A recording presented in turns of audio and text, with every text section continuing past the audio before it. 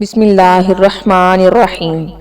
محترم ناظرین، کم علمی کی وجہ سے لوگ جنبی حالت میں خود کو، اپنے کپڑوں کو، اپنے بستر کو ناپاک سمجھتے ہیں اور کھانے کو، کام کاج کو ہاتھ نہیں لگاتے جب تک کہ غسل نہ کر لیں، اور خواتین بھی بچوں وغیرہ کو دودھ پلانا، کھانے کو ہاتھ لگانا گناہ سمجھتی ہیں، یہ سوچ کر کہ وہ ناپاک ہیں۔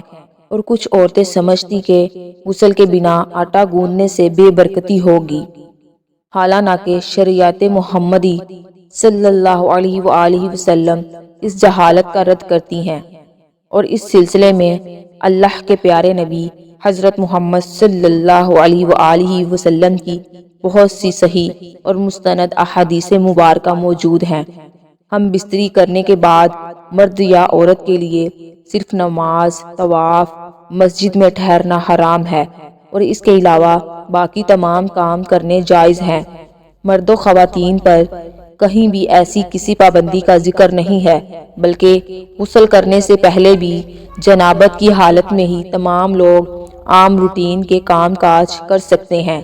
روزہ رکھنے کے لیے سحری کھا سکتے ہیں، کھانا تیار کر سکتے ہیں، یا پھر گھر کے دوسرے کام کاج نپٹانے بھی جائز ہیں، اور اسی طرح ماں بچوں کو دودھ پلا سکتی ہے اور ان کی دیکھ بھال بھی کر سکتی ہے۔ اس کی کئی ایک دلیل موجود ہے۔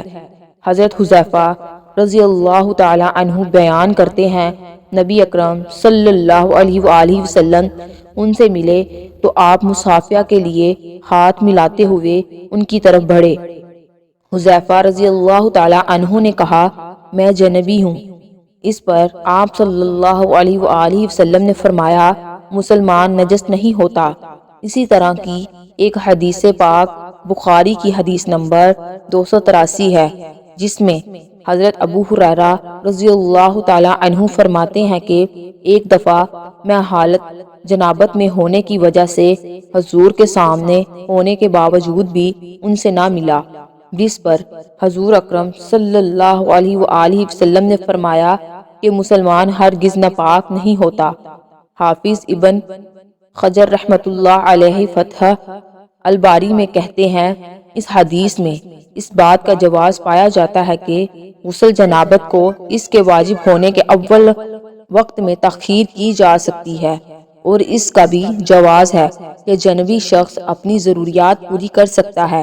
ام المؤمنین عائشہ رضی اللہ تعالی عنہ کہتی ہیں کہ رسول اللہ صلی اللہ علیہ وآلہ وسلم جنبی ہوتے اور پانی چھوئے بغیر سو جاتے، پھر اس کے بعد اٹھتے اور غسل فرماتے۔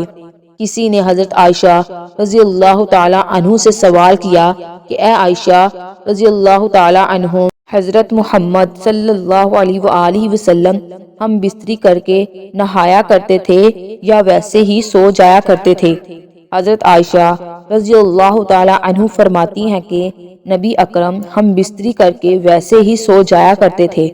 جب مؤذن رسول صلی اللہ علیہ وآلہ وسلم فجر کی اذان دینے کے لیے آتے تھے تو حضرت محمد صلی اللہ علیہ وآلہ وسلم غسل کر کے جسم کو خشک کرنے کے بغیر ہی مسجد میں تشریف لے جاتے اور نماز فجر کی جماعت کرواتے، اور میں گھر میں آپ صلی اللہ علیہ وآلہ وسلم کی آواز سنتی رہتی تھی۔ پھر آپ صلی اللہ علیہ وآلہ وسلم روزہ رکھ لیتے تھے۔ کسی نے عامر رضی اللہ تعالی عنہ سے پوچھا، کیا یہ روزوں کے مہینے میں ہی ایسا ہوتا تھا کہ عام معمول میں ہی یہی ہوا کرتا تھا؟ عامر رضی اللہ تعالی عنہ نے فرمایا کہ روزوں کے علاوہ بھی ایسا ہوا کرتا تھا۔ حضرت عائشہ رضی اللہ تعالی عنہ سے مروی ہے کہ آپ صلی اللہ علیہ وآلہ وسلم ہم بستری کرنے کے بعد سونے سے پہلے غسل کرتے اور بعض اوقات تیمم ہی کرتے۔ روایت ہے کہ رسول اللہ صلی اللہ علیہ وآلہ وسلم جنابت کی حالت میں سو لیا کرتے تھے۔ حضرت عائشہ رضی اللہ تعالی عنہ فرماتی ہیں کہ آپ صلی اللہ علیہ وآلہ وسلم جنابت کی حالت میں شرمگاہ کو دھوتے اور پھر نماز جیسا وضو کرتے۔ ناظرین گرامی، افضل یہی ہے کہ جنابت کے بعد جتنی جلدی ہو غسل کر لیا جائے، کیونکہ ایسا نہ ہو کہ کہیں غسل کرنا بھول ہی نہ جائیں۔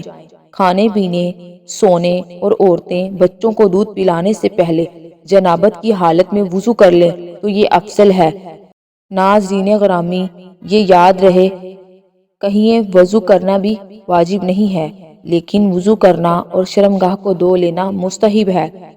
حضرت عائشہ رضی اللہ تعالی عنہ بیان کرتی ہیں کہ نبی اکرم صلی اللہ علیہ وآلہ وسلم اگر جنبی حالت میں کھانا یا سونا چاہتے تو نماز کی طرح وضو کر لیتے۔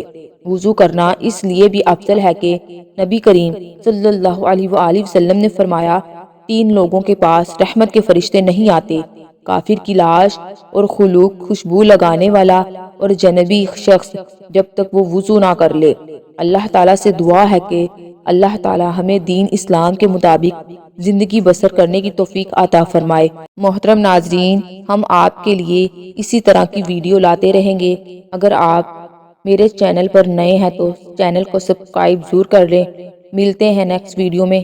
اپنا بہت سارا خیال رکھیے گا۔ اللہ حافظ۔ اور کمنٹ باکس میں اللہ کے 99 ناموں میں سے ایک نام ضرور ٹائپ کریں۔ شکریہ۔